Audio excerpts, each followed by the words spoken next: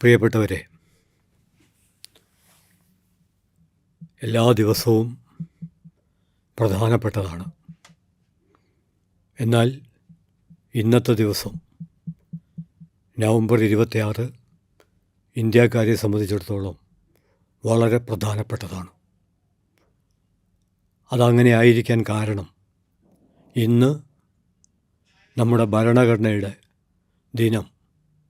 സത്യത്തിൽ ഇന്നത്തെ പശ്ചാത്തലത്തിൽ നമ്മുടെ ഭരണഘടനയ്ക്ക് ഒരു ദിനം അപര്യാപ്തമാണ്, ഒരാഴ്ച അപര്യാപ്തമാണ്, ഒരു മാസവും അപര്യാപ്തമാണ്, ഒരു വർഷവും അപര്യാപ്തമാണ്. ഓരോ സെക്കൻഡിലും, ഓരോ മിനിറ്റിലും, ഓരോ ദിവസവും 26, 27 എന്ന വ്യത്യാസമില്ലാതെ ഇന്ത്യക്കാർ ഭരണഘടനയെക്കുറിച്ചുള്ള സംവാദങ്ങളിൽ, ആലോചനകളിൽ നിരന്തരം വ്യാപൃതമാവേണ്ടതുണ്ട്.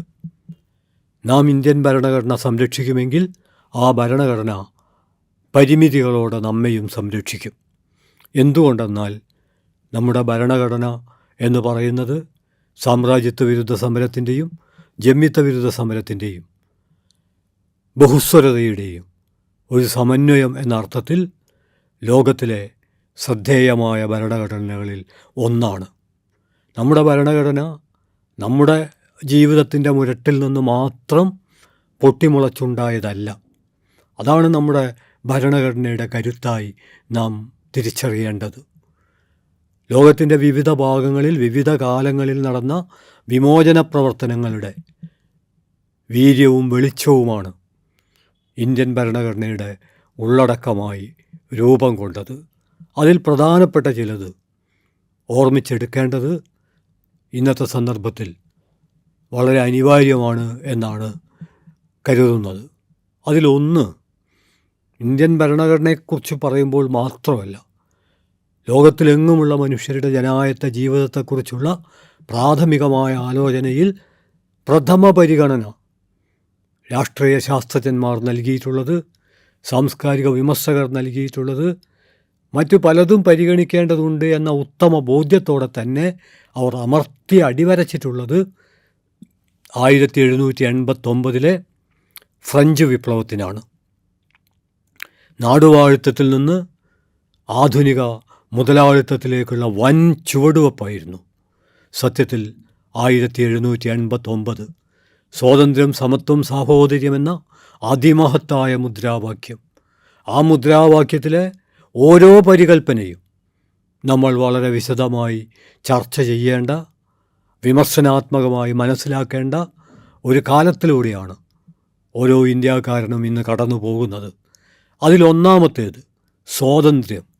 ആ സ്വാതന്ത്ര്യത്തെക്കുറിച്ച് പറയുമ്പോൾ പലതവണ ഒരു സാംസ്കാരിക പ്രഭാഷകൻ എന്ന നിലയിൽ, എഴുത്തുകാരൻ എന്ന നിലയിൽ ഞാൻ ആവർത്തിച്ചിട്ടുണ്ട്. ഓരോ തവണ ആവർത്തിക്കുമ്പോഴും എനിക്കത് വിരസതയല്ല, വീര്യമാണ് നൽകുന്നത്, വിസ്മയമാണ് നൽകുന്നത്, കോരിത്തരിപ്പാണ് നൽകുന്നത്. ഞാൻ ഉദ്ദേശിക്കുന്നത് സ്വാതന്ത്ര്യത്തെക്കുറിച്ച് ഇംഗർസോൾ പറഞ്ഞ ഒരു കൊച്ചു വാക്യമാണ്. സ്വാതന്ത്ര്യം, ഈ ഒരു പദമില്ലെങ്കിൽ മറ്റ് പദങ്ങളൊക്കെയും വെറും പാഴ്വാക്കുകളാണ്. സ്വാതന്ത്ര്യം എന്നൊരു വാക്കില്ലെങ്കിൽ, ആ വാക്ക് നഷ്ടപ്പെട്ടാൽ നമ്മുടെ ജീവിതത്തിൽ ഇരുട്ട് പകരും. അതുകൊണ്ട് സ്വാതന്ത്ര്യം എന്നുള്ളത് ആയിരക്കണക്കിന് വാക്കുകളിൽ ഒന്നല്ല, മറിച്ച് അത് നമ്മുടെ ജീവിതത്തിൻ്റെ അടിസ്ഥാനം, അത് നമ്മുടെ ജീവിതത്തിൻ്റെ അടിപ്പടവ്, അത് നമ്മുടെ ഭൂമി, അത് നമ്മുടെ ആകാശം, അത് നാം ശ്വസിക്കുന്ന വായു, നാം കാണുന്ന സ്വപ്നം, നമ്മുടെ ജീവിതം മുഴുവനും. അതുകൊണ്ട് നമ്മുടെ ജീവിതത്തിന് സ്വാതുണ്ടാവുന്നത് സ്വാതന്ത്ര്യമുള്ളതുകൊണ്ടാണ്. ജീവിതവുമായി ബന്ധപ്പെട്ട സമസ്ത കാര്യങ്ങൾക്കും സ്വാതുണ്ടാകുന്നത് സ്വാതന്ത്ര്യമുള്ളതുകൊണ്ടാണ്. ഇത്രയും ചൂണ്ടിക്കാണിക്കുന്നത് ഇന്ത്യൻ ഭരണഘടനയെക്കുറിച്ച് ആലോചിക്കുമ്പോൾ സ്വാതന്ത്ര്യം, സമത്വം, സാഹോദര്യം എന്ന ആ മഹത്തായ മുദ്രാവാക്യത്തിൽ നിന്ന് ലോകത്തിലുള്ള എല്ലാ ജനായത്തവാദികളെപ്പോലെ ഇന്ത്യൻ ഭരണഘടനാ ശില്പികളും, അംബേദ്കറെക്കുറിച്ച് പറയുമ്പോൾ അദ്ദേഹം പറഞ്ഞ ഒരു വാക്യം 1789 ഈ ഫ്രഞ്ച് വിപ്ലവവുമായി നാം ചേർത്ത് വെക്കേണ്ടതുണ്ട്. അദ്ദേഹം പറഞ്ഞത് മഹാത്മാ ബുദ്ധനെക്കുറിച്ചാണ്. ബുദ്ധൻ്റെ ഇടപെടൽ ഫ്രഞ്ച് വിപ്ലവത്തെ ഓർമ്മിപ്പിക്കുന്നു എന്നാണ് അദ്ദേഹം പറഞ്ഞത്. കൂട്ടത്തിൽ ഫ്രഞ്ച് വിപ്ലവത്തെ അഭിവാദ്യം ചെയ്തുകൊണ്ട് സ്വാതന്ത്ര്യത്തിൻ്റെ ചെടി നട്ട ടിപ്പു സുൽത്താനെയും നമുക്ക് മറക്കാനാവില്ല. പറഞ്ഞു വരുന്നത് ഇന്ത്യൻ ഭരണഘടനയുടെ ഉള്ളടക്കമായി തീർന്ന പല സ്രോതസ്സുകളിൽ ഒന്ന് ഫ്രഞ്ച് വിപ്ലവം തന്നെയാണ്. മറ്റൊന്ന് ഇന്ത്യൻ പശ്ചാത്തലത്തിൽ നമുക്ക് അവഗണിക്കാനാവാത്ത ഏറ്റവും പ്രധാനപ്പെട്ട പേര് നേരത്തെ ഞാൻ ചൂണ്ടിക്കാണിച്ചു. അംബേദ്കർ ഫ്രഞ്ച് വിപ്ലവത്തോട് തുല്യപ്പെടുത്തിയ ഇന്ത്യൻ ജീവിതത്തിൽ സംഭവിച്ച കീഴാള നവോത്ഥാനത്തിൻ്റെ പ്രക്ഷോഭത്തിൻ്റെ മഹാസ്ഫോടനം മഹാത്മാബുദ്ധൻ. ആ മഹാത്മാബുദ്ധൻ്റെ മൈത്രി എന്ന ആശയം, അതിൽ നിന്ന് രൂപം കൊണ്ട സാഹോദര്യം, ഈ ആശയങ്ങളെല്ലാം ചേർന്ന് അതിലേക്ക് കടക്കുമ്പോൾ ഒരു കാര്യം കൂടി, എന്തിനോടായിരുന്നു ബുദ്ധൻ ഏറ്റുമുട്ടിയത് എന്ന് നമ്മൾ ആലോചിക്കണം. അത് ജാതി മേൽക്കോയ്മയുടേതായിരുന്നു. ആ ജാതി മേൽക്കോയ്മയുടെ ഭരണഘടനയാണ് മനുസ്മൃതി. ആ മനുസ്മൃതി കത്തിച്ചുകൊണ്ടാണ് അംബേദ്കർ ഇന്ത്യൻ ഭരണഘടനയുടെ രചനയിലേക്ക്, അതിൻ്റെ നേതൃത്വത്തിലേക്ക് കടന്നു വന്നത്. വി.ടി. ഭട്ടതിരിപ്പാട്, കേരളത്തിൻ്റെ നവോത്ഥാന പ്രതിഭ വി.ടി. ഭട്ടതിരിപ്പാട് ഏതൊരു ശ്ലോകത്തെക്കുറിച്ചാണല്ലോ, ഒരു കാര്യസ്ഥൻ്റെ വായ്നാറ്റമാണ്, മനക്കല കാര്യസ്ഥൻ്റെ വായ്നാറ്റമാണ് ഈ ശ്ലോകത്തിനുള്ളത് എന്ന് ഏതൊരു ശ്ലോകത്തെയാണോ വി.ടി. ഭട്ടതിരിപ്പാട് അധിക്ഷേപിച്ചത്, ആ ശ്ലോകമായിരുന്നു ജാതി മേൽക്കോയ്മയുടെ മാനിഫെസ്റ്റോ എന്ന് നാം മനസ്സിലാക്കണം. ആ ശ്ലോകം നമുക്കെല്ലാവർക്കും അറിയാവുന്നതുപോലെ ഈ ലോകം സൃഷ്ടിച്ചത് ദൈവമാണെങ്കിൽ ദൈവം മന്ത്രങ്ങൾക്ക് വിധേയമാണ്. മന്ത്രം ബ്രാഹ്മണൻ്റെ വരുതിയിലാണ്. അതുകൊണ്ട് ദൈവം ബ്രാഹ്മണനാണ്. ഒരുപക്ഷേ ലോകത്തിലെ ഒരു മതവും ലോകത്തിലെ ഒരു തത്വചിന്തയും ഇത്രയും അശ്ലീലമായ ഒരു കാഴ്ചപ്പാട് അവതരിപ്പിക്കും എന്ന് കരുതിക്കൂടാ. ദൈവാധീനം ജഗത്സർവം മന്ത്രാധീനം തു ദൈവതം തന്മന്ത്രം ബ്രാഹ്മണാധീനം ബ്രാഹ്മണോ മമ ദൈവതം എന്ന് പറയുന്ന വർണ്ണാശ്രമധർമ്മത്തിൻ്റെ മാനിഫെസ്റ്റോവിനെതിരാണ് ബുദ്ധൻ തൻ്റെ കാഴ്ചപ്പാട് അവതരിപ്പിച്ചത്. ആ ബുദ്ധൻ്റെ കാഴ്ചപ്പാട് സാഹോദര്യമായി. അതോടൊപ്പം തന്നെ 1917 സോവിയറ്റ് വിപ്ലവം, ആ വിപ്ലവം മുന്നോട്ട് വെച്ച മഹത്തായ 3 മുദ്രാവാക്യങ്ങൾ: ഭൂമി, സമാധാനം, സ്വാതന്ത്ര്യം. നമ്മൾ മനസ്സിലാക്കണം, 1914-18 ലോകം ഭാഗിച്ചെടുക്കാൻ വേണ്ടി സാമ്രാജ്യത്വ ശക്തികൾ നടത്തിയ യുദ്ധത്തിൻ്റെ പശ്ചാത്തലത്തിലാണ് സോവിയറ്റ് വിപ്ലവം നടക്കുന്നത്. ആ കാലത്തെ മുദ്രാവാക്യം ആവർത്തിക്കുന്നു: ഭൂമി, സമാധാനം, അപ്പം. ഫ്രഞ്ച് വിപ്ലവത്തിൻ്റെയും സോവിയറ്റ് വിപ്ലവത്തിൻ്റെയും ഊർജം. അതോടൊപ്പം തന്നെ ഒരു ജനതയുടെ പുരോഗതിയെക്കുറിച്ച് ലെനിൻ നടത്തിയ വിശകലനം. ലെനിൻ പറഞ്ഞു, സോവിയറ്റ് പ്ലസ് വിദ്യുത് ശക്തി, അതാണ് ഒരു ജനതയുടെ വളർച്ച. ആധുനിക സാങ്കേതിക വിദ്യയെയും വികേന്ദ്രീകൃത ജനായത്ത കാഴ്ചപ്പാടിനെയും സമന്വയിച്ചുകൊണ്ട് ലെനിൻ മുന്നോട്ട് വച്ച, അതിൽ നിന്നാണ് പഞ്ചവത്സര പദ്ധതികളെക്കുറിച്ചുള്ള ആശയം. തീർച്ചയായിട്ടും ഇന്ത്യയും ഉൾക്കൊള്ളുന്നത് നമ്മുടെ ഭരണഘടനയ്ക്ക് അത് ഊർജം പകർന്നിട്ടുണ്ട്. അതുപോലെ ബ്രിട്ടീഷ് ഭരണസമ്പ്രദായത്തിൽ നിന്ന്, അതിൻ്റെ കാഴ്ചപ്പാടുകളിൽ നിന്ന് നമ്മൾ ഊർജം സ്വീകരിച്ചിട്ടുണ്ട്. ഞാൻ ചുരുക്കി പറയുന്നത്, ഈ കലർപ്പാണ് ഇന്ത്യൻ ഭരണഘടനയുടെ കരുത്ത്. ലോകത്തിലെ നന്മകളെ മുഴുവൻ ഉൾക്കൊള്ളാനുള്ള വിസ്തൃതമായൊരു മാനസികാവസ്ഥയാണ്. അല്ലാതെ സകലതും ഇന്ത്യയിൽ നിന്ന് മാത്രം, ഇന്ത്യ ലോകത്തിൻ്റെ ഗുരു, വിശ്വഗുരു, ഇന്ത്യൻ ആശയങ്ങളിൽ മറ്റെന്തെങ്കിലും കടന്നു വന്നാൽ അത് കലർപ്പാണ്, കലർപ്പ് അശുദ്ധമാണ്. ഇത് ജാതി മേൽക്കോയ്മയുടെ കാഴ്ചപ്പാടാണ്. ജാതി മേൽക്കോയ്മ മനുഷ്യജീവിതത്തെ കണ്ടത് ശുദ്ധം അശുദ്ധം എന്ന ഒരു പശ്ചാത്തലത്തിലാണ്. അതിനെയാണ് അട്ടിമറിച്ചത്. അതുകൊണ്ട് ഇന്ത്യൻ ഭരണഘടനയെക്കുറിച്ച് ആലോചിക്കുമ്പോൾ സർവ്വസങ്കുചിതത്തിനും അപ്പുറം ലോകത്തെങ്ങുമുള്ള മനുഷ്യരുടെ സാഹോദര്യത്തെ, മഹത്തായ മൂല്യങ്ങളെ ഉൾക്കൊള്ളാനുള്ള ശ്രമം. പക്ഷേ അതോടൊപ്പം അംബേദ്കർ ഒരു മുന്നറിയിപ്പ് നൽകി. അത് നമ്മുടെ ഭരണഘടന എത്ര നന്നായിട്ടും കാര്യമില്ല, അത് കൈകാര്യം ചെയ്യുന്ന മനുഷ്യർ ചീത്തയാണെങ്കിൽ, നമ്മുടെ ഭരണഘടന ഏറ്റവും കൊള്ളാവുന്നതായിട്ട് കാര്യമില്ല, അത് കൈകാര്യം ചെയ്യുന്നവർ കൊള്ളരുതാത്തതാണെങ്കിൽ, അംബേദ്കറുടെ ആ അഭിപ്രായ പ്രകടനം ഭരണഘടനയുടെ സ്മരണകൾ ഇരമ്പുന്ന ഈ നവംബർ 26 പ്രതീകാത്മകമായിട്ടെങ്കിലും നമ്മൾ ഓർത്തെടുക്കാൻ നമ്മളെ തന്നെ പരിശീലിപ്പിക്കുകയാണെങ്കിൽ നമുക്ക് മനസ്സിലാക്കാൻ പറ്റും നമ്മുടെ ഭരണഘടനയ്ക്ക് ഏറ്റുകൊണ്ടിരിക്കുന്ന പരിക്ക്. അതിൻ്റെ ഉള്ളടക്കം ചോർന്നു പോയിക്കൊണ്ടിരിക്കുന്നു. അത് വെറും പുറന്തോട് മാത്രമായി പരിമിതപ്പെട്ടുകൊണ്ടിരിക്കുകയാണ്. അതിൻ്റെ വിശദാംശങ്ങളിലേക്കല്ല ഞാൻ കടക്കാൻ ശ്രമിക്കുന്നത്. മറിച്ച് അംബേദ്കറുടെ നേതൃത്വത്തിൽ രൂപപ്പെടുത്തിയ ഈ ഭരണഘടന ഓരോ ഇന്ത്യൻ പൗരനും ഉറപ്പു നൽകുന്ന അവകാശങ്ങൾ, ആ അവകാശങ്ങൾ ഒന്നിനു പിറകെ മറ്റൊന്നായി അപഹരിക്കപ്പെട്ടുകൊണ്ടിരിക്കുന്ന ഭീതിതമായൊരു പശ്ചാത്തലത്തിൽ ഇന്ത്യൻ ഭരണഘടനയ്ക്ക്, അതാണ് ആമുഖത്തിൽ പറഞ്ഞത്, നവംബർ 26 ഭരണഘടനാ ദിനമായി മാത്രം ആചരിച്ച് അവസാനിപ്പിക്കാൻ പാടില്ല. ഇന്ത്യക്കാർ എല്ലാ ദിവസവും ഇന്ത്യൻ ഭരണഘടന ഉയർത്തിപ്പിടിക്കണം. മാത്രമല്ല, നമ്മുടെ ഉദ്ഘാടന വേളകളിൽ, നമ്മുടെ അനുമോദന വേളകളിൽ, നമ്മുടെ സമ്മേളനങ്ങളിൽ, നമ്മുടെ ഒത്തുചേരലുകളിൽ വായിക്കപ്പെടേണ്ടത് ഇന്ത്യൻ ഭരണഘടനയുടെ ആമുഖമാണ്. എന്തുകൊണ്ടെന്നാൽ നമ്മുടെ ഭരണഘടനയുടെ ന്യൂക്ലിയസ്, അതിൻ്റെ അന്തസത്ത ആ ആമുഖത്തിൽ അടങ്ങിയിട്ടുണ്ട്. അത് ഒരു തവണയല്ല, എത്ര തവണ വേണമെങ്കിലും ഇന്ത്യക്കാർ പറയേണ്ടതാണ്. കാരണം അതൊരു വാക്യമല്ല. അത് ഇന്ത്യയിൽ നിലനിന്ന സകല സങ്കുചിതത്വങ്ങൾക്കും, ജാതി മതാടിസ്ഥാനത്തിൽ മനുഷ്യരെ വിഭജിക്കുന്ന കാഴ്ചപ്പാടുകൾക്കൊക്കെ അപ്പുറം അത് നമ്മൾ ഇന്ത്യക്കാർ എന്ന പ്രകാശപൂർണമായൊരു നിലപാട്.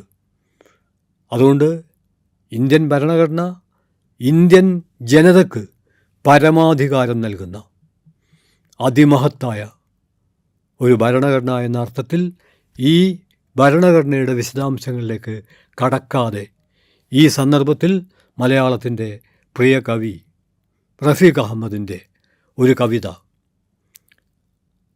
നമ്മൾ ഭരണഘടനയെക്കുറിച്ച് ചർച്ച ചെയ്യുമ്പോൾ അംബേദ്കർ ഭയപ്പെട്ടത്, അംബേദ്കർ മറ്റൊരു കാര്യം കൂടി പറഞ്ഞു. നമ്മളൊരു റിപ്പബ്ലിക് ആകുമ്പോൾ ആ റിപ്പബ്ലിക്കിൻ്റെ ഏറ്റവും ഗാംഭീര്യമെന്ന് പറയുന്നത് ഒരാൾക്ക് ഒരു വോട്ട്. ആ ആൾ ആരായാലും, ഇവിടുത്തെ വലിയ കോർപ്പറേറ്റ് കുത്തക ആയാലും, ആ കുത്തകക്ക് കീഴിൽ ജോലിയെടുക്കുന്ന മനുഷ്യനായാലും, ഒരാൾക്ക് ഒരു വോട്ട്, വിവേചനമില്ല. അക്കാര്യത്തിൽ സമത്വമുണ്ട്. അത് ഉയർത്തിപ്പിടിക്കേണ്ടതുണ്ട്. പൗരത്വത്തിൽ മതത്തിൻ്റെ അടിസ്ഥാനത്തിലുള്ള വേർതിരിവുകളില്ല, ഉണ്ടാവാൻ പാടില്ല. അത് ഉയർത്തിപ്പിടിക്കേണ്ടതുണ്ട്. എന്നാൽ അംബേദ്കർ മറ്റൊരു താക്കീത് നൽകുകയുണ്ടായി. ഒരാൾക്കൊരു വോട്ട് എന്നത് സാക്ഷാത്കരിക്കപ്പെട്ടെങ്കിലും ഒരാൾക്ക് ഒരു മൂല്യം, ഓരോ മനുഷ്യനും മൂല്യമുണ്ടാവുക എന്നുള്ളത് ഇനിയും നടപ്പിലാക്കപ്പെട്ടിട്ടില്ല. അതിന് വേണമെങ്കിൽ സമത്വം സാക്ഷാത്കരിക്കപ്പെടണം. നമുക്കറിയാം, കോർപ്പറേറ്റ് കുത്തകകൾക്ക് ഒരു വോട്ടാണുള്ളത്. പക്ഷേ അവർക്ക് പല രീതിയിൽ ഇന്ത്യൻ ജനതയുടെ കാഴ്ചപ്പാടുകളെ അട്ടിമറിക്കാൻ പറ്റും മൂലധന ശക്തി കൊണ്ട്. ഇതാണ് നമ്മൾ അനുഭവിക്കുന്ന വൈരുദ്ധ്യം. ഈ വൈരുദ്ധ്യം, ഞാൻ ആവർത്തിക്കുന്നു, ഒരാൾക്കൊരു വോട്ട്, അതേസമയം തന്നെ വിവിധ വ്യക്തികൾക്ക് വ്യത്യസ്ത തരത്തിലുള്ള ഉയർന്നത്, താഴ്ന്നത് എന്നിപ്രകാരമുള്ള മൂല്യങ്ങൾ ഉണ്ടാകുമ്പോൾ അതൊരു വലിയ വൈരുദ്ധ്യമാണ്. ആ വൈരുദ്ധ്യം വളർന്ന് നമ്മുടെ സാമൂഹ്യ ജീവിതത്തിൽ തന്നെ വിള്ളലുണ്ടാക്കുന്ന ഒരവസ്ഥ ഉണ്ടായിത്തീരും. അതിനെതിരെ ജാഗ്രത പാലിക്കേണ്ടതാണ് എന്ന് അംബേദ്കർ നൽകിയ മുന്നറിയിപ്പ് ഒരുപക്ഷെ വർത്തമാന പത്രങ്ങളിൽ ഇന്ത്യക്ക് ലോക പട്ടിണിയിൽ നമ്മൾ വളരെ 110ാമത്തെ സ്ഥാനത്താണ് എന്ന് കേൾക്കുമ്പോൾ നമുക്ക് മനസ്സിലാവും വർദ്ധിച്ചുകൊണ്ടിരിക്കുന്ന അസമത്വത്തിൻ്റെയും ദുരിതത്തിൻ്റെയും ദുരന്തങ്ങളുടെയും ഒരു ലോകത്തിലൂടെയാണ് ഭൂരിപക്ഷം ഇന്ത്യക്കാരും കടന്നു പോകുന്നത്. അതിനും അപ്പുറത്ത് മറ്റൊരു തരത്തിലുള്ള വിഭജനം കൂടി ഇന്ത്യയിൽ നടന്നുകൊണ്ടിരിക്കുകയാണ്. പ്രച്ഛന്നമായൊരു വിഭജനമാണത്. മതത്തിൻ്റെ പേരിലും ജാതിയുടെ പേരിലും പൗരത്വം നിഷേധിക്കപ്പെടുന്ന മനുഷ്യർ, ഭക്ഷണ സ്വാതന്ത്ര്യം നിഷേധിക്കപ്പെടുന്ന മനുഷ്യർ, ആൾക്കൂട്ടക്കൊലകൾക്ക് വിധേയമാകുന്ന മനുഷ്യർ, ഇങ്ങനെ ഒട്ടേറെ പീഡനങ്ങളിലൂടെ കടന്നു പോകുന്ന മനുഷ്യർ. അത്തരമൊരു പശ്ചാത്തലത്തിലാണ് ഞാൻ നേരത്തെ ചൂണ്ടിക്കാണിച്ച മലയാളത്തിൻ്റെ പ്രിയ കവി റഫീഖ് അഹമ്മദിൻ്റെ കവിത ഏറെ പ്രസക്തമാകുന്നത്. അത് വർത്തമാനകാല ഇന്ത്യ എന്താണ് എന്ന് ഒരു കണ്ണാടിയിലെന്ന പോലെ നമുക്ക് കാണിച്ചു തരും.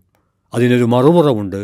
വർത്തമാനകാല ഇന്ത്യ എന്താകരുത് എന്ന ബോധ്യത്തിലേക്ക് അത് നമ്മെ എടുത്തുയർത്തും.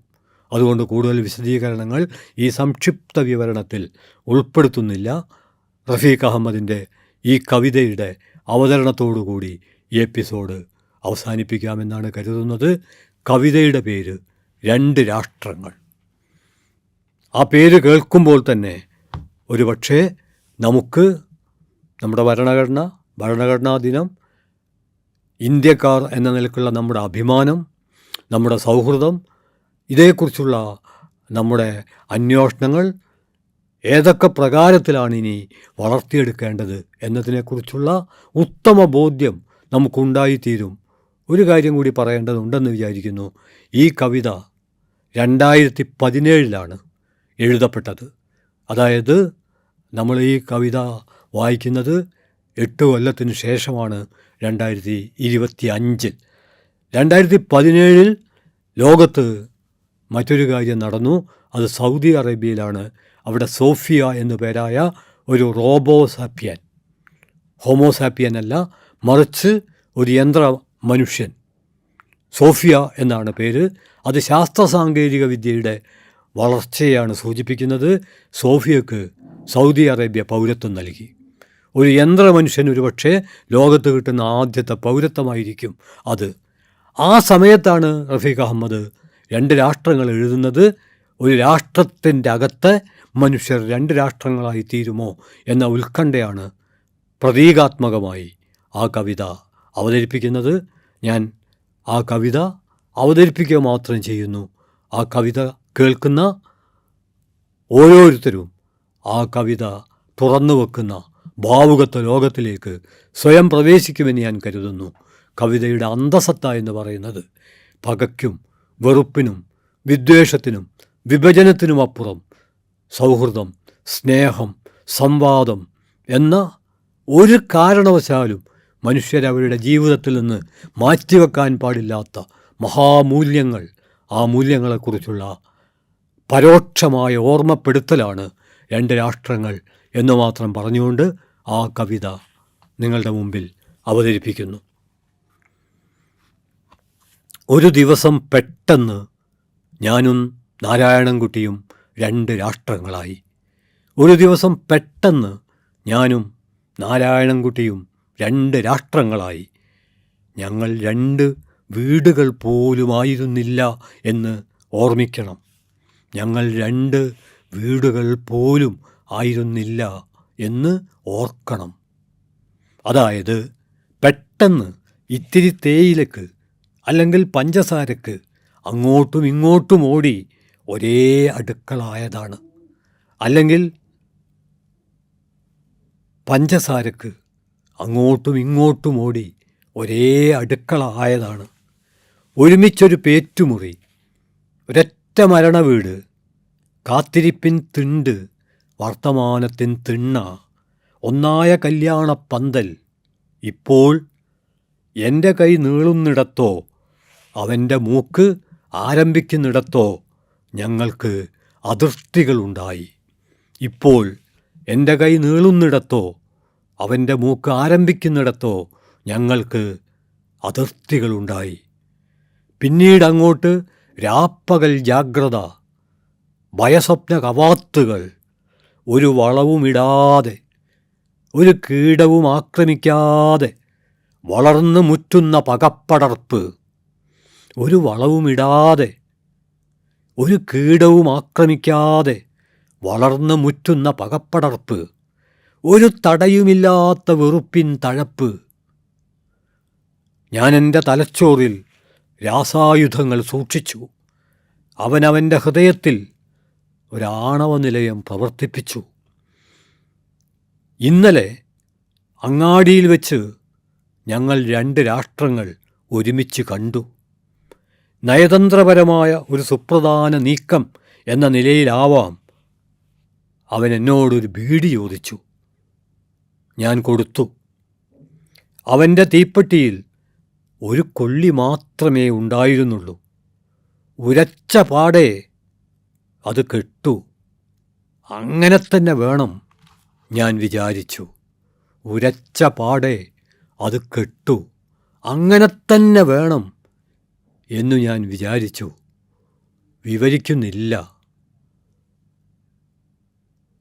ആ വെളിച്ചം ഒരു തീപ്പെട്ടിക്കൊള്ളിയിൽ നിന്നെങ്കിൽ ഒരു തീപ്പെട്ടിക്കൊള്ളിയിൽ നിന്ന്, ഒരു മിന്നാമിനുങ്ങിൽ നിന്നെങ്കിൽ ഒരു മിന്നാമിനുങ്ങിൽ നിന്ന് ഉണ്ടാകുന്ന വെളിച്ചം, ആ വെളിച്ചം കെടുത്തല്ലേ നാരായണൻകുട്ടിക്കും മുഹമ്മദ് കുട്ടിക്കുമിടയിൽ അതിർത്തികൾ ഉണ്ടാക്കല്ലേ. റഫീഖ് അഹമ്മദിൻ്റെ കവിത 2 രാഷ്ട്രങ്ങൾ പങ്കുവെക്കുന്നത് ഒരു രാഷ്ട്രത്തിൻ്റെ അകത്ത് ആ രാഷ്ട്രത്തെയും അതിവർത്തിക്കുന്ന തരത്തിലുള്ള, അതിർത്തികൾ അപ്രസക്തമാകുന്ന തരത്തിലുള്ള സൗഹൃദത്തിൻ്റെ, സ്നേഹത്തിൻ്റെ, സംവാദത്തിൻ്റെ അതിർത്തിരഹിതമായ ഒരു ലോകമാണത് കിനാവ് കാണുന്നത്.